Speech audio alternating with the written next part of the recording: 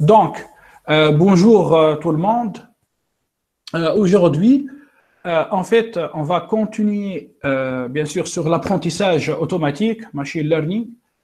Par contre, on va passer, pour la première fois, à l'apprentissage non supervisé. Non supervisé. Donc, on va étudier plus spécifiquement, c'est-à-dire plus précisément, les règles d'association. Association rules en anglais, les règles d'association. Et on va rester concentré sur l'algorithme a priori. OK.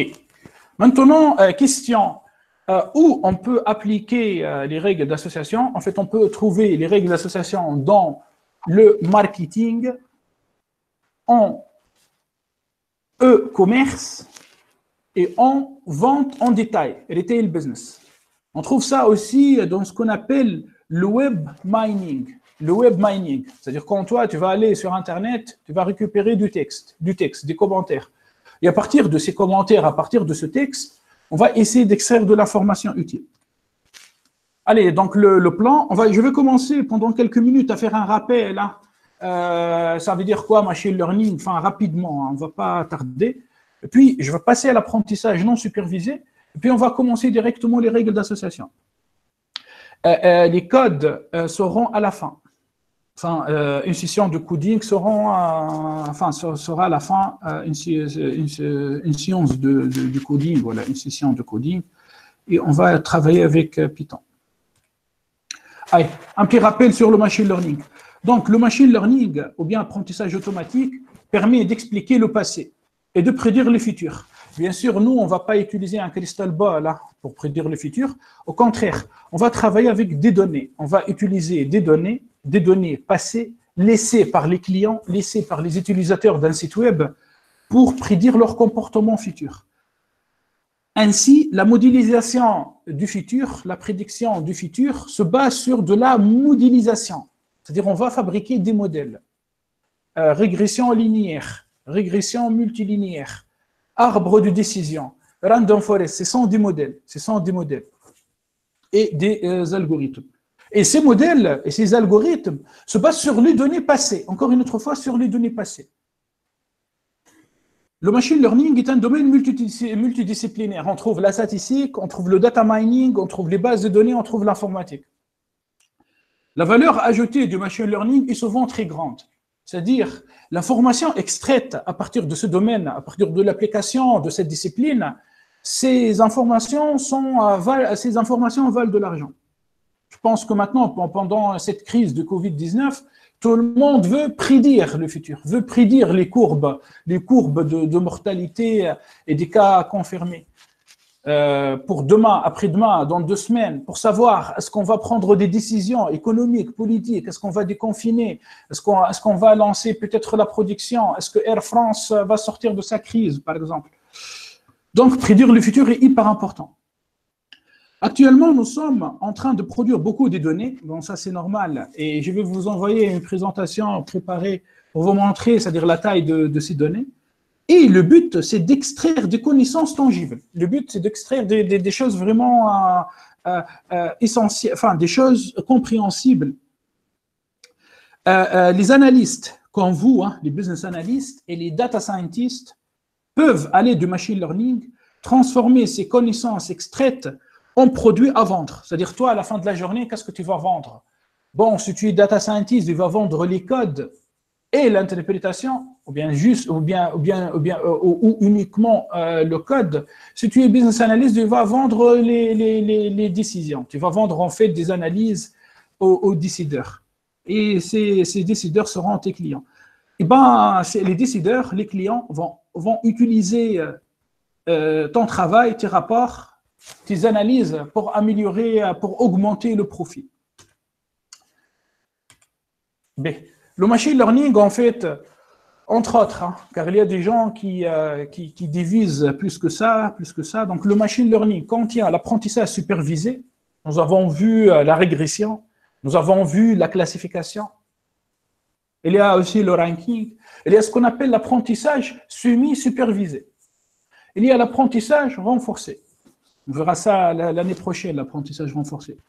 Donc, maintenant, qu'est-ce qu'il nous reste? Qu'est-ce qu'il nous reste dans cette matière? Eh bien, c'est l'apprentissage non supervisé. L'apprentissage non supervisé. Donc, dans l'apprentissage non supervisé, on peut trouver la segmentation. L'école française appelle ça classification. Ça, c'est l'école française. Il n'y a que les Français qui appellent ça classification. Les Américains appellent ça clustering, ou bien en français, on dit segmentation. On trouve aussi la réduction de la dimensionnalité, c'est-à-dire toi, tu vas utiliser des algorithmes pour réduire la dimensionnalité, et on trouve le fameux algorithme ACP, analyse par composante principale. On trouve aussi la détection des anomalies, c'est-à-dire on peut utiliser l'apprentissage non supervisé pour détecter les anomalies et les fraudes. Eh ben, dans l'apprentissage non supervisé, je répète, dans l'apprentissage non supervisé, on trouve ce qu'on appelle les règles d'association. Voilà, donc c'est une branche vraiment très, très importante du machine learning. C'est une autre branche. On ne va pas traiter la réduction de la dimensionnalité, on ne va pas traiter non plus le clustering, on va passer aux règles d'association. Donc, on dit règles d'association ou bien association rules. Donc, retenez machine learning, à l'intérieur de machine learning, apprentissage non supervisé, et à l'intérieur de l'apprentissage non supervisé, règles d'association. OK, là, vous allez me dire, OK, très bien, enfin, ça s'appelle règles d'association. En fait, ça vous rappelle quoi, le mot, bien l'expression règles d'association. Donc, apparemment, ça va vous rappeler les règles de décision. Règles de décision. Règles d'association. Eh bien, en fait, oui, ce sont des règles de décision. Mais en fait, ce sont des règles assez particulières, en fait, puisque on ne va pas travailler comme dans un arbre de décision. Bon, je regarde, s'il n'y a pas de questions, je continue. B. OK, bon, n'hésitez pas, bon, pour les gens qui viennent d'arriver, n'hésitez pas d'écrire vos questions ou de m'interrompre. Voilà, interrompre, 2 heures. Pas de souci. B, je continue. Donc, qu'est-ce que ça veut dire une règle d'association? Donc, c'est un pattern, enfin, c'est-à-dire en arabe, namat, un pattern, c'est-à-dire un truc qui se répète. Hein, c'est un truc qui se répète. Et avec ce truc qui se répète, avec ce pattern, on peut prédire un événement qui va se réaliser avec une certaine probabilité. Bien sûr, cet événement va se réaliser dans le futur. Voilà. Donc, une règle d'association est un pattern qui prédit qu'un événement va se réaliser avec une certaine probabilité. Bien sûr, nous, en machine learning, de toute manière, quand on prédit toujours avec une certaine probabilité, avec une certaine incertitude, avec une erreur. C'est-à-dire, nos prédictions ne sont jamais vraiment certaines à 100%. La certitude, bon, il faut chercher ça dans un autre domaine. Donc, les règles d'association sont souvent des conditions logiques. Si, alors. Donc, aujourd'hui, en fait, on va travailler toujours beaucoup avec si, alors. If, then. Si, alors.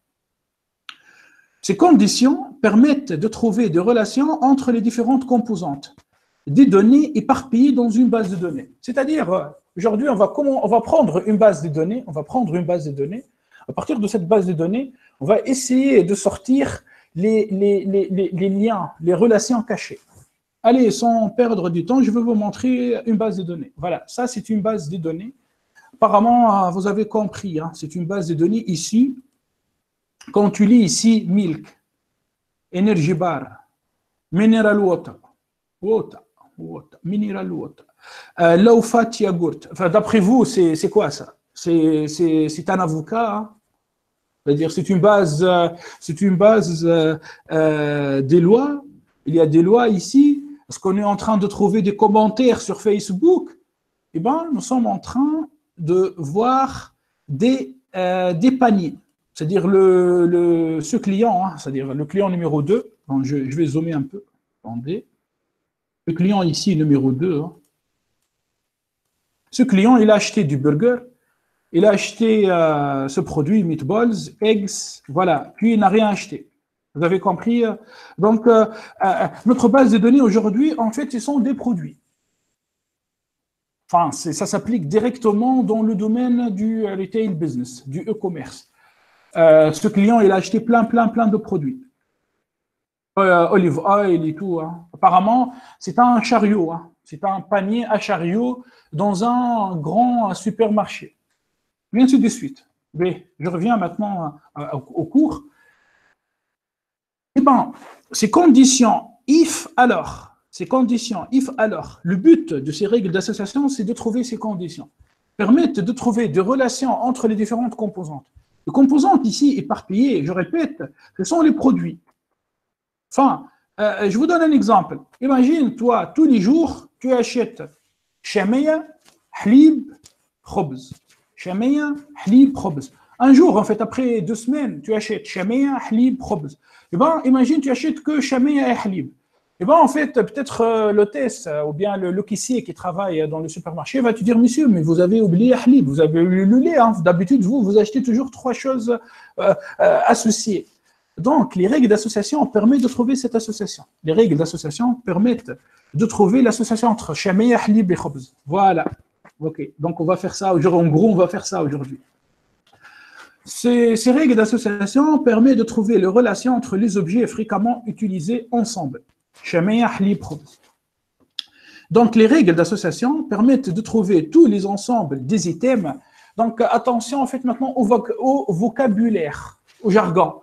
Les items, ça veut dire article. Attention, hein, en français, le mot item, c'est-à-dire les articles qui se trouvent dans un panier, les articles qui se trouvent dans un panier. Et item set ou bien item set, c'est un ensemble. Set, ça veut dire ensemble. Donc, l'ensemble d'articles. Item, ce sont des articles. Item set, ensemble d'articles qui ont un support supérieur à un support minimum. Il est donc souhaitable d'agrandir la base de données, c'est-à-dire des item sets pour générer des règles ayant une confiance supérieure à la confiance minimum. OK, donc bon, cette partie, elle est un peu délicate. De toute manière, je vais vous expliquer ça après. Hein. Alors, un exemple classique des règles d'association. Je disais que les règles d'association s'appliquent facilement en retail business et en e-commerce. Donc, ce qui permet d'analyser le panier, ce qu'on appelle Market Basket Analysis. Market Basket Analysis. En français, analyse du panier de marché, c'est-à-dire prédire les constituants du panier d'un client. Allez, je vous donne un exemple. Si le client achète du lait, alors, avec une grande probabilité, il va acheter du céréales. Tu as vu? Ça permet en fait de démarcher auprès du client, de vendre du produit. C'est-à-dire, si le client achète du lait, eh bien, probablement, avec une grande probabilité, le client va acheter du céréales. Donc, peut-être toi, tu vas aller dans un supermarché, tu vas mettre la partie où il y a les produits, les vitrines, on trouve les produits laitiers, à côté des vitrines, on trouve des produits céréales. D'accord? Afin d'améliorer la représentation de tes produits, donc tu vas augmenter le chiffre d'affaires. Deuxième exemple, c'est un exemple très connu. Quelqu'un qui va aller acheter une tablette électronique, d'après vous, qu'est-ce qu'il va acheter avec? Quelqu'un qui achète une tablette électronique, forcément, il va acheter un étui pour cette tablette, c'est-à-dire un protège, un truc pour protéger sa tablette. Si le client achète une tablette électronique, alors il va forcément acheter un étui. En fait, je ne dis même pas probablement, forcément, en fait, avec une probabilité de 99%, 0,999. Sauf que si lui, il a déjà un étui. Voilà, bon, je ne veux pas lire ce paragraphe en anglais. En fait, j'ai trouvé ce paragraphe sur Internet en anglais, je l'ai bien aimé, c'est-à-dire qu'il explique bien l'application des règles d'association dans tout ce qui est retail business et e-commerce, dans le Market Basket Analysis. Bon, je vous laisse le plaisir de lire ce paragraphe après. Je passe. Allez, maintenant, vous allez me demander, OK, enfin, on comprend très bien, c'est chouette, ces règles d'association. Ça va nous aider dans nos cours de e-commerce, ça va nous aider en marketing, ça va nous aider dans plusieurs autres domaines. Mais comment ça se fait qu'un algorithme informatique puisse comprendre et sortir des informations à partir de ces données. Regardez, en fait, ce sont des données, je dirais, non structurées. Non structurées. Vous avez compris pourquoi je parlais d'un apprentissage non supervisé. Est-ce qu'il y a une variable cible ici? Est-ce que vous êtes en train de voir une variable cible? Enfin, essayez d'ouvrir votre fichier. Non. Envoyez. Bien sûr que non. Oui, il n'y a pas de variable cible. Je sais. Les données, voilà, il n'y a pas de variable cible. Regardez la structure des données. Les données ne sont pas structurées. Ce n'est pas du SQL. Hein. Ce n'est pas du SQL. Eh bien, vous allez me demander comment un algorithme informatique peut trouver de l'ordre de l'information dans ces données. Ok. Allez, commence. Donc, dans les règles d'association, il existe en fait deux choses à connaître absolument. Ce qu'on appelle le support. Et là, on va parler de deux supports. Support absolu et support relatif. Et la confiance. Il y a aussi la confiance. Les règles sont assez faciles. Hein. C'est-à-dire, les étudiants qui n'aiment pas les mathématiques, ou bien qui n'ont pas vraiment… Là, sincèrement, je ne vous demande pas en fait, de connaître la définition théorique de la probabilité, hein, selon Kolmogorov, c'est-à-dire la probabilité axiomatique. Je ne vous demande pas de connaître les axiomes de la probabilité. Je ne vous demande pas non plus de connaître la définition, la vraie définition de la probabilité avec la théorie de la mesure. On n'est pas dans un département de mathématiques à la faculté des sciences, niveau maîtrise. Non. Je vous demande juste en fait de connaître la définition vraiment la plus basique de la probabilité. Donc, vous allez aimer ces algorithmes. Alors, il existe deux critères utilisés pour ces algorithmes, le support et la confiance. Donc, les règles d'association sont souvent nécessaires pour satisfaire un support minimum, c'est-à-dire l'utilisateur va fixer tout d'abord un support minimum, on va faire ça aujourd'hui, hein, dans quelques minutes, et en même temps, il doit fixer une confiance minimale. Voilà. OK, donc support, confiance. Boum. Voilà. Question. Comment on calcule le support? Comment on calcule la confiance? Comment on calcule le lift? Ici, le lift, en fait, c'est un mot francisé. C'est un mot qui vient de l'anglais et on le trouve en français. Le lift, ça veut dire, en fait, ça veut dire, on dit lifting. C'est-à-dire, c'est comme si tu pousses un lift ball. C'est un effet c'est comme si tu pousses une balle. On dit lift ball, ça veut dire tu vas lifter, tu vas pousser une balle.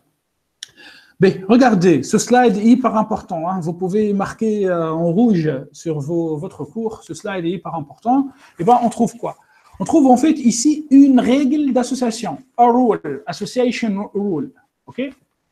OK, donc je trouve que X implique Y. Allez, je vais lire. X implique Y. Ça, c'est en logique mathématique. X implique Y. On dit aussi, si X, alors Y. Je peux en fait vous lire cette règle autrement. Si le client achète l'article X, alors il va acheter l'article Y et tu ajoutes avec une certaine probabilité. Voilà. Donc, sur cette règle d'association, on va calculer le support. On va calculer la confiance et on va calculer le Oui. لهنا سي الور قصدك ما فماش كيفالونس ما نجموش نرجعوا بالتوالي معناها سي Y الور اكس non Badr. En fait la règle va dans un seul sens. La règle en fait va dans un seul sens, c'est-à-dire si X implique Y, forcément Y n'implique pas X, comme en maths. Figurez-vous, hein, je n'ai pas mis une équivalence. Après, bon, ça c'est un luxe mathématique. Mais c'est bien d'évoquer les maths. Hein. Les vraies démonstrations de ces règles, en fait, viennent des théorèmes mathématiques. Sauf que nous, on ne va pas traiter ces théorèmes mathématiques. Bon, si vous avez envie, je pourrais vous envoyer un livre qui fait 700 pages, contient des définitions et des théorèmes mathématiques de ces règles d'association. Donc, lisez avec moi.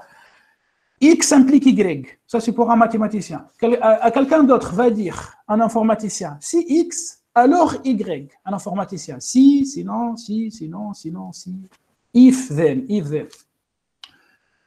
Un business analyst va dire, si le client achète X, le produit X, alors il va acheter le produit Y. OK. Donc, cette règle d'association, on va lui associer un support, une confiance et un lift.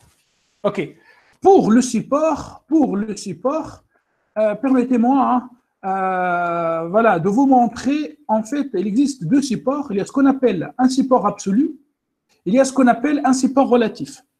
Bon, on va parler de ça après. Mais pour l'instant, je vais mélanger les deux supports, le support absolu et le support relatif. Mais le calcul est pareil. Allez, je passe en fait à quelques définitions avant de commencer vraiment l'exemple et le calcul. Je commence à interagir avec vous. Alors, soit l'ensemble des articles, en anglais on dit des items, des items. L'ensemble des articles. Je pense que même en français, on dit item. Donc, soit l'ensemble des articles dans un marché. Donc, I majuscule, attention, c'est un I majuscule. Et bien, I contient l'ensemble des articles. I1, pain. I2, beurre. I3, beurre salé. IM, confiture. Voilà, donc j'ai petit m article. L'ensemble de toutes les transactions, encore une autre fois, transactions. Ce sont des transactions. On peut aussi appliquer ça sur des transactions monétaires, des transactions commerciales, et ainsi de suite. Donc, effectuées dans ce marché est noté grand T. Donc, grand T est la base de données des transactions. Donc, grand T est une base de transactions. Donc, grand T contient T1. T1, c'est une transaction d'un client. Si on compte ici grand N client, donc on peut dire T1, c'est la transaction du client numéro 1. Il a acheté du beurre, du lait, du pain et de la confiture. T2, c'est une autre transaction. Il a acheté du jus d'orange, puis il a acheté de l'eau minérale. Tn, en fait, c'est un autre client. On peut mélanger, on va dire, tiens, on peut avoir un seul client qui dispose de plusieurs transactions. La chose intéressante pour vous, regardez qu'est-ce que ça veut dire item set, ensemble d'articles, et regardez qu'est-ce que ça veut dire base de données. Donc, ce fichier, c'est une base de données. Ce fichier, c'est une base de données. C'est notre grand T. Le fichier, c'est notre grand T.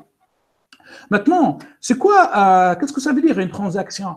Une ligne dans ce fichier représente une transaction. C'est-à-dire ce client, apparemment, il est étudiant, il a acheté uniquement du cake. Le matin, il mange du cake. Après, lui, il a acheté ses produits. Burgers, shrimp, mineral water, milk. Donc, vous avez vu, une ligne, c'est une transaction. Et dans chaque transaction, on trouve des articles. Bien sûr, en fait, ces articles peuvent se répéter.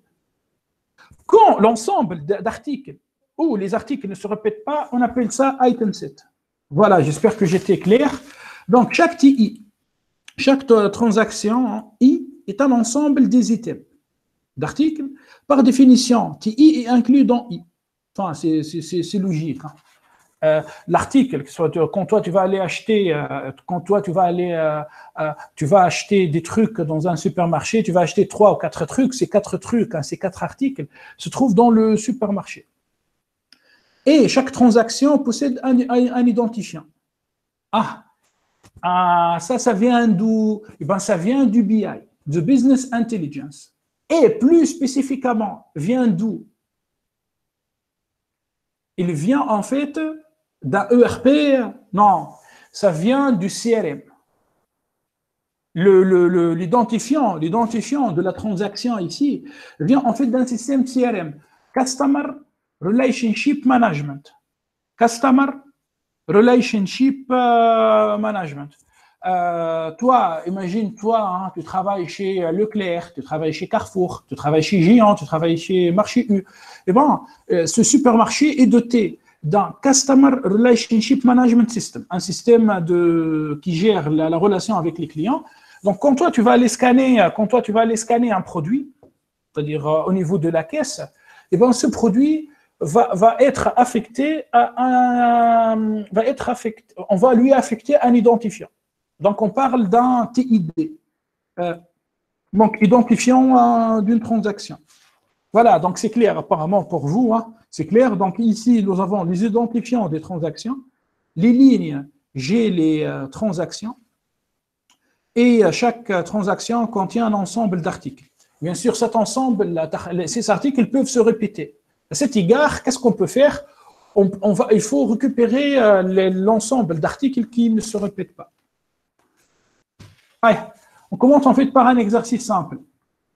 Supposons, à l'instant T, enfin, je veux dire, toi, tu es business analyst hein, chez Carrefour, chez Leclerc, et tu vas regarder, par exemple, à l'instant T, l'état au niveau des caisses. Donc, tu trouves 5 clients qui sont en train de sortir avec leur panier à chariot. Ces 5 clients disposent de paniers à chariot. Donc, nous avons un panier, 2, 3, 4, 5. Donc, dans chaque panier, on a combien d'articles? Réfléchissez, nous avons combien d'articles? B. Donc, s'il vous plaît, ne regardez pas, le slide numéro 14. J'aimerais bien que vous réfléchissiez correctement. En fait, à la lumière de slide numéro 11, j'aimerais bien avoir le nombre des transactions dans ce supermarché à cet instant. Bien évidemment, à l'instant T, dans un supermarché, tu vas finir par 50 paniers, hein, 50 clients qui vont sortir. Peut-être chaque 5 secondes ou bien 30 secondes, il y a un panier qui sort. Allez, quel est le nombre des transactions dans ce supermarché? Les transactions. Quel est le nombre des articles achetés dans ce supermarché à cet instant? Allez, 1 minute de réflexion. Réfléchissez. Tu dois à chaque panier ou les 5 articles, non? En fait, ma question orale, c'était il y a combien d'articles dans chaque panier? Ok, très bien. Il y a 3 articles dans chaque panier. Bon, ça c'est bon, je n'ai pas noté cette question. Mais maintenant, c'est quoi le nombre des transactions? Eh bien, nous avons ici 5 paniers. 5 paniers. On suppose que chaque panier est associé à un client. Donc, nous avons 5 transactions. Maintenant, il y a combien d'articles achetés dans ce supermarché? Nous avons combien d'articles? Donc, on peut compter A, B, C, A, C, D. Donc, A et C se répètent. B, C, D. B et C se répètent. 4 articles, monsieur. Non, 5. A, B, C, D, E. 5. A, B, C, D, E. Il y a 5 articles. OK? Oui. Voilà. Nous avons donc 5 articles. Et on peut faire ça avec Python, hein, c'est-à-dire avec Python. Laissez-moi juste vous montrer ici. Bon, je vais profiter. Je viens ici. Bon, je vais créer. En fait, avec la fonction set.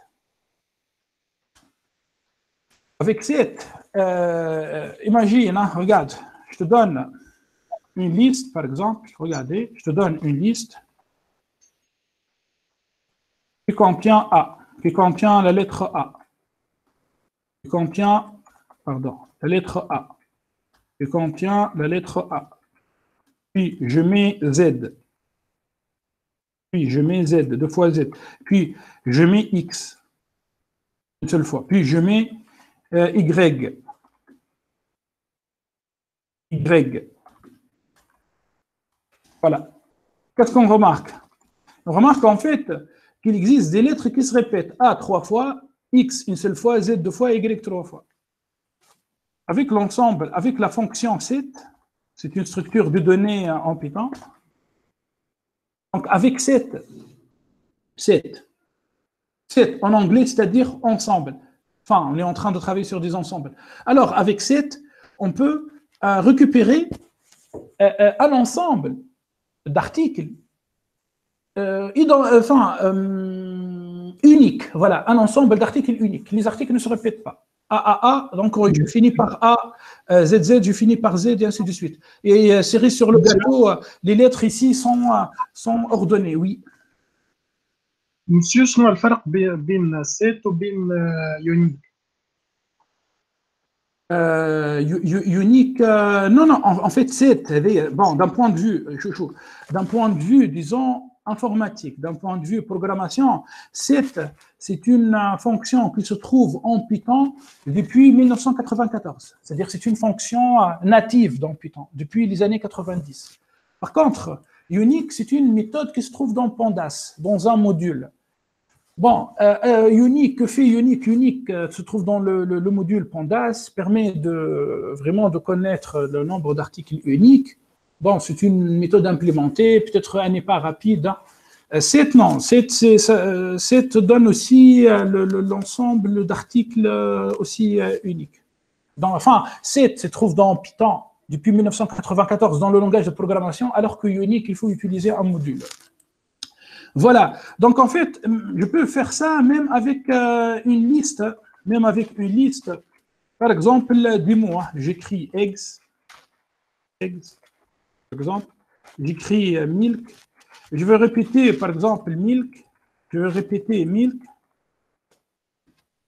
voilà, vous avez le temps en fait de recopier, hein, milk, plusieurs fois, pardon, je dois mettre égal ici. Bien, ici, j'écris cette liste, j'obtiens eggs milk. OK. Allez, bon, quand même, il faut que je vous envoie ce code. Set, alors, est une fonction en Python qui permet d'appeler une structure de données non mutable et c'est très utile. OK, allez, je vous envoie le code. B. Je continue donc l'exercice, la correction. Alors, c'est bon, on a répondu apparemment. En fait, on a répondu n égale à 5 et n. Donc, le nombre de transactions, c'est 5. Il y a 5 paniers. Le nombre d'articles site égale à 5. Petit m égale à 5, grand n égale à 5. Maintenant, on va prendre cette règle d'association. Allez, regardez cette règle d'association. A implique D. A implique D. En logique mathématique, on dit A implique D. On dit aussi si A, alors D. En retail business, on va dire ça. Si le client achète l'article A, alors il va acheter l'article D. Si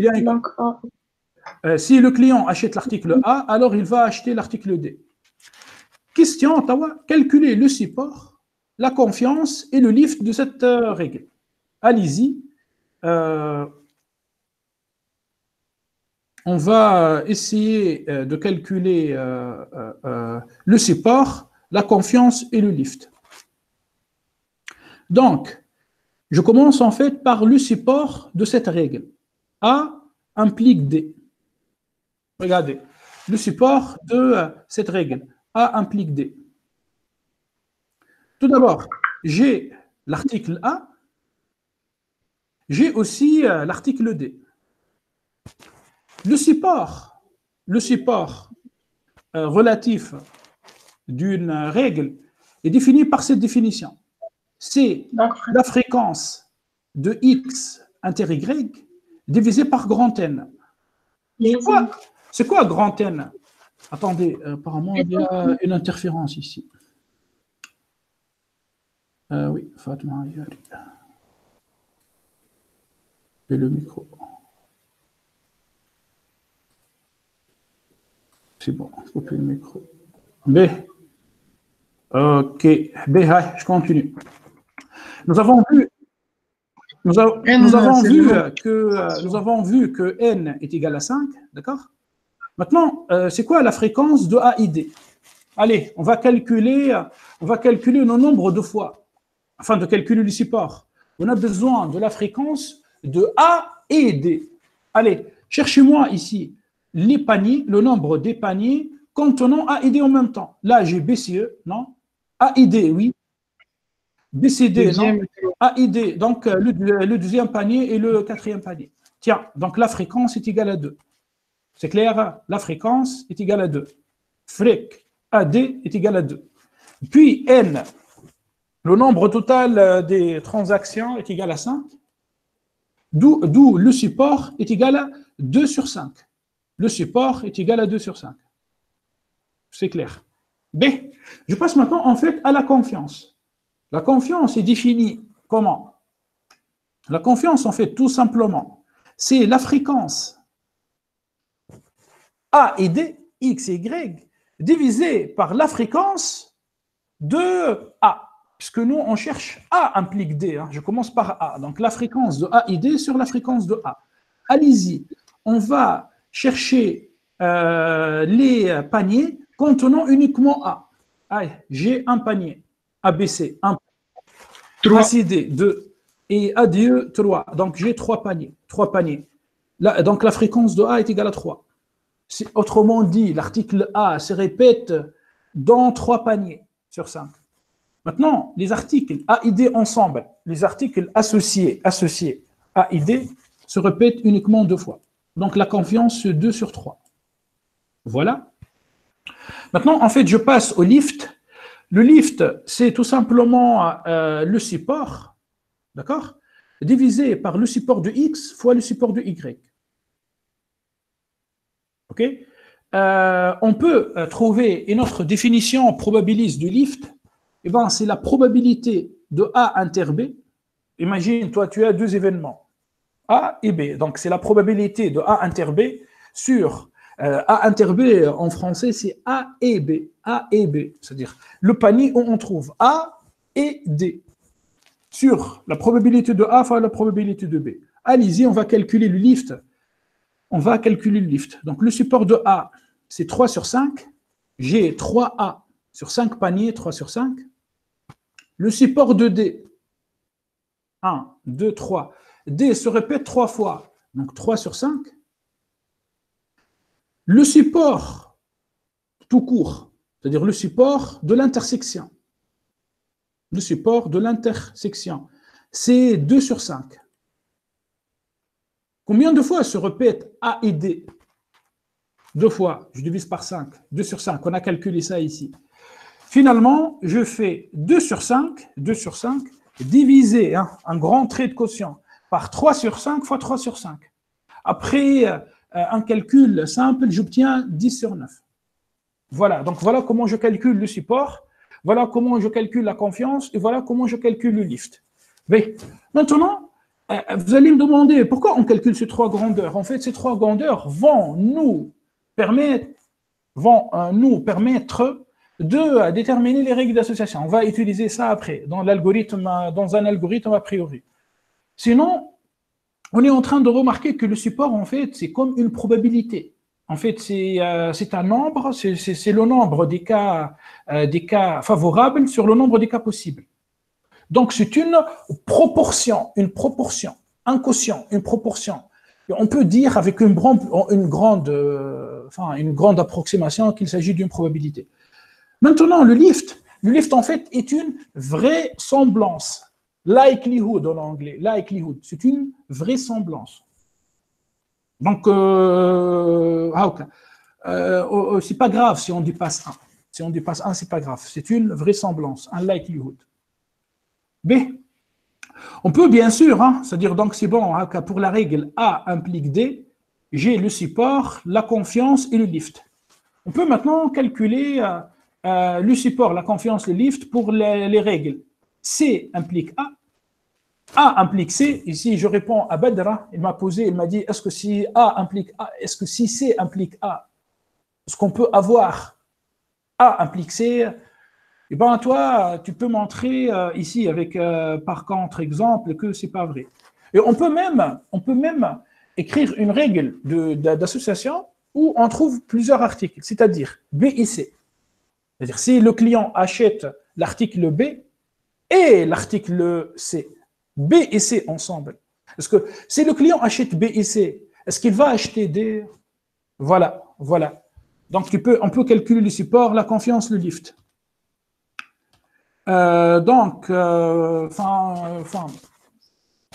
Quelques minutes de réflexion. Voilà, enfin, réfléchissez. Bon, la solution. En fait, vous pouvez faire ça chez vous, hein. On ne va pas perdre notre temps. Allez, je passe. Bon, s'il n'y a pas de questions, je passe à un autre exemple avant de passer vraiment à l'algorithme. Ouais. Allez, je vous donne en fait un autre exemple. Supposons, nous avons 100 clients.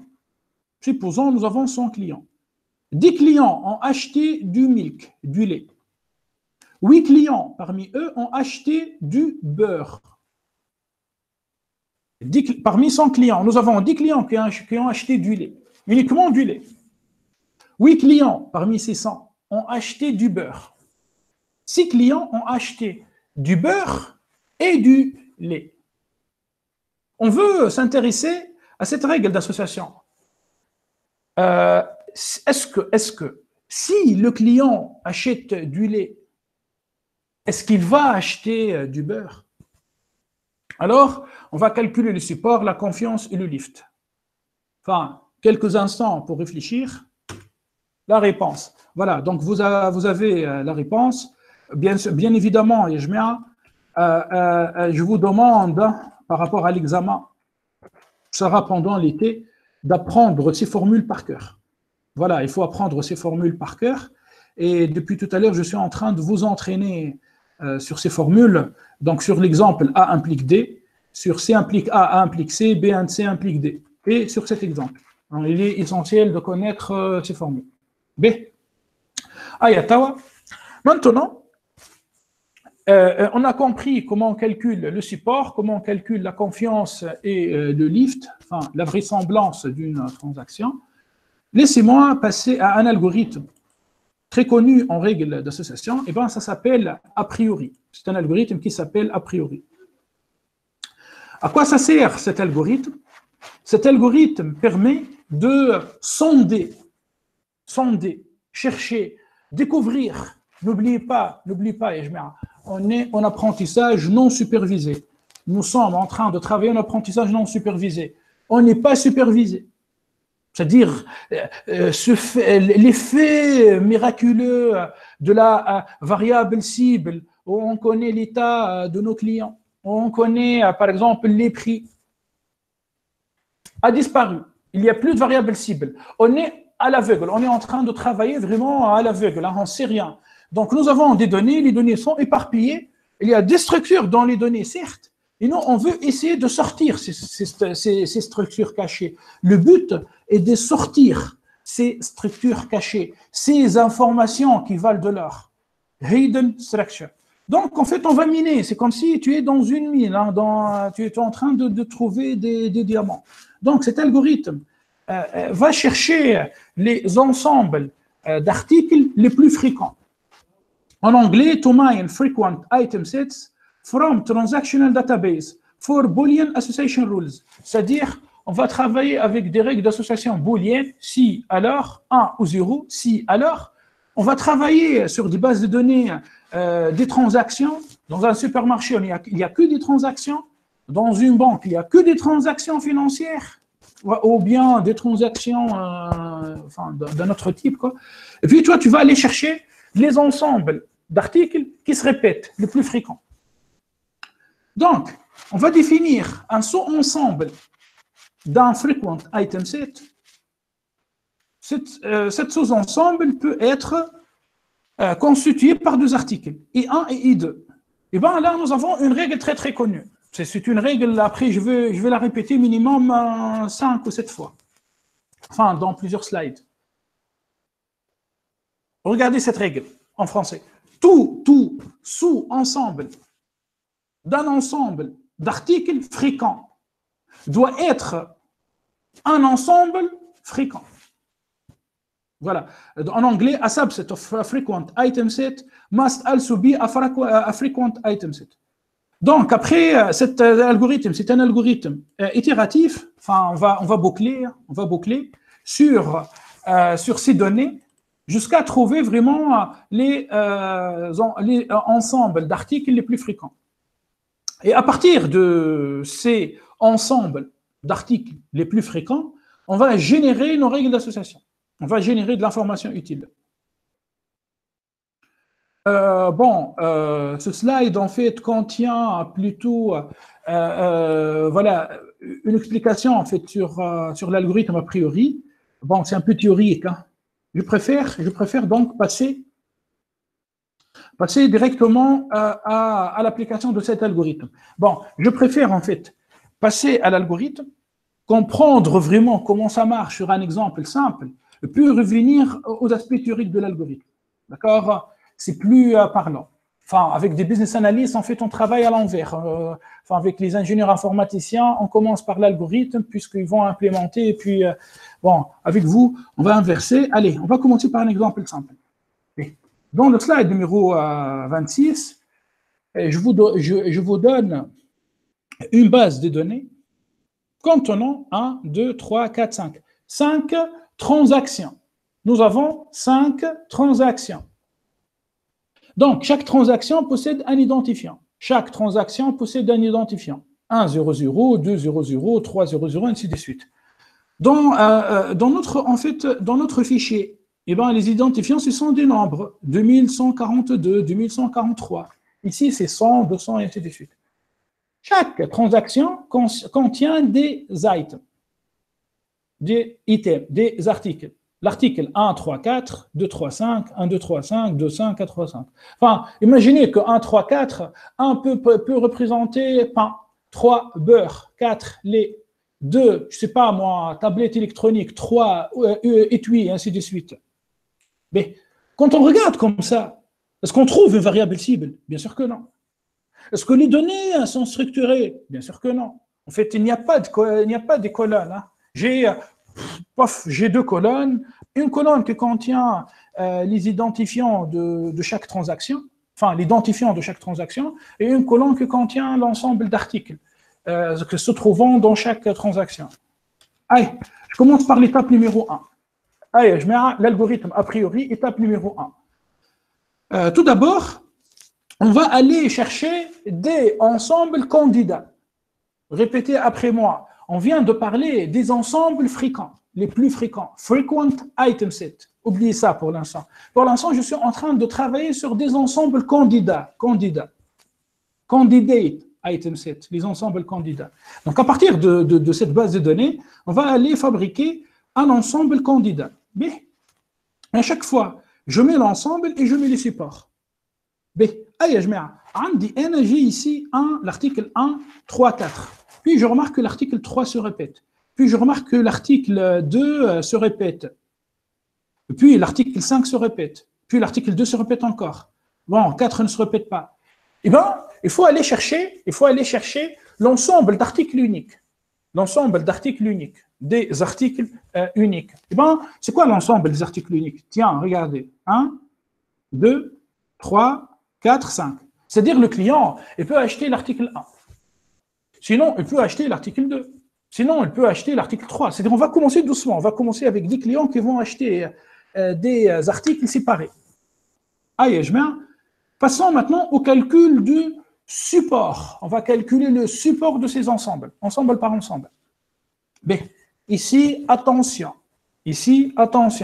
On ne va pas utiliser un support relatif. On va travailler sur un support absolu. C'est-à-dire, on va calculer vraiment l'occurrence de chaque article. Dites-moi, il y a combien de fois que 1 se répète? L'article 1 se répète combien de fois ici? 3 fois. 3 fois. 3. Boum. Merci, Fedi et Mahdi. C'est comme ça. L'article 1 se répète 3 fois. Mais l'article 2 se répète combien de fois? 1, 2, 3. 3 fois. Et ainsi de suite. On voit que l'article 4 se répète une seule fois. Tu détermines tes ensembles candidats. Et tu commences par des ensembles contenant un seul élément, un seul article, et tu calcules le support absolu. Support absolu. Je ne parle pas de support relatif. Ce que moi j'ai fait tout à l'heure, c'était un support relatif. C'est un support absolu. Ici, en fait, le nombre de transactions égale à 5. Donc, le support relatif est assez facile pour vous. C'est 3 sur 5, 3 sur 5, 4 sur 5, 1 sur 5, 4 sur 5. C'est une probabilité, le support relatif. B. Très bien. Bien sûr, toi, tu peux faire ça avec Python. Allez, bon, je regarde ici avec Python, est-ce qu'on peut calculer la longueur de 7, c'est-à-dire le nombre des éléments de 7? Bien évidemment, oui. Le grand N. Avec Python, tu écris length, L-E-N, 7 liste, tu obtiens 2. C'est-à-dire l'ensemble d'articles uniques. Mais, très bien. Nous avons la base de données, nous avons l'ensemble candidat.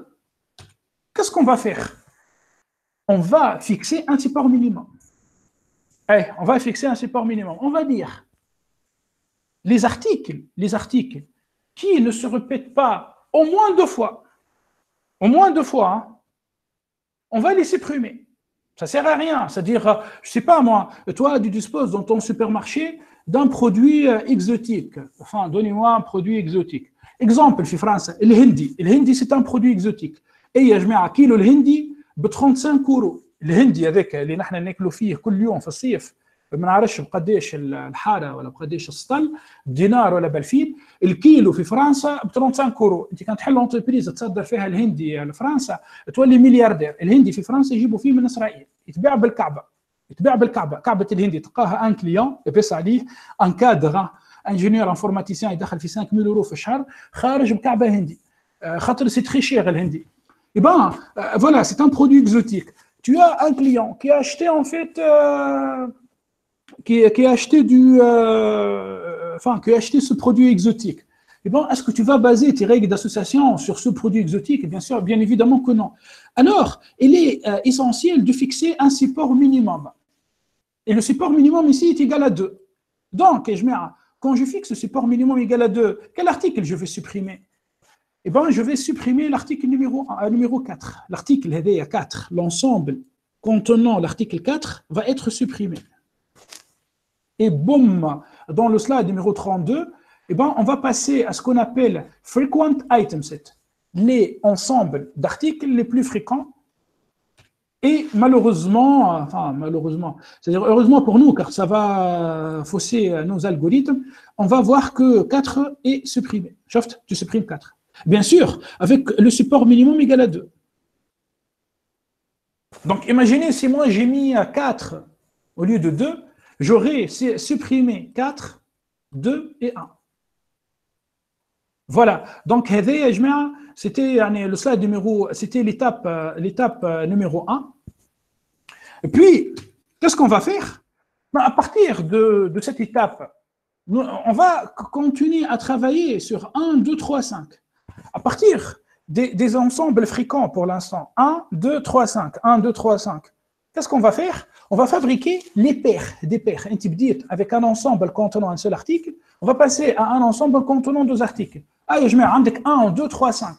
Donnez-moi toutes les combinaisons possibles. 1, 2, 3, 5. 1, 2, 3 et 5. Quelles sont les combinaisons possibles, d'après vous? On finit avec ça, on va dire qu'on pause. Réfléchissez. Article 1. Et bien, un client, il peut acheter 1 et 2.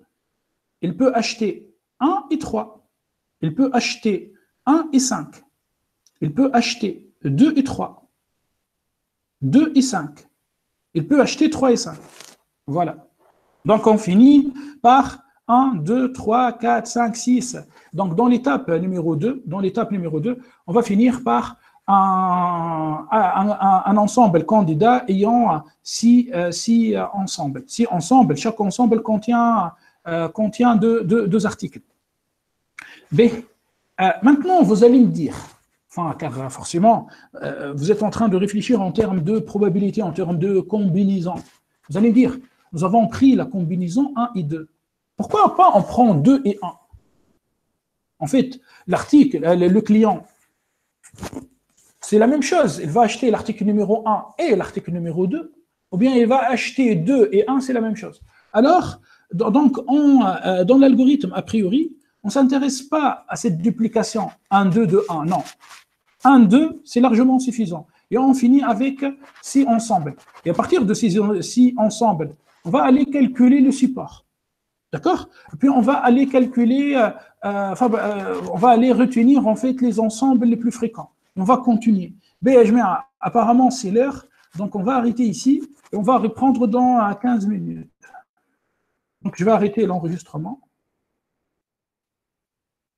Et on reprend dans 15 minutes. D'accord.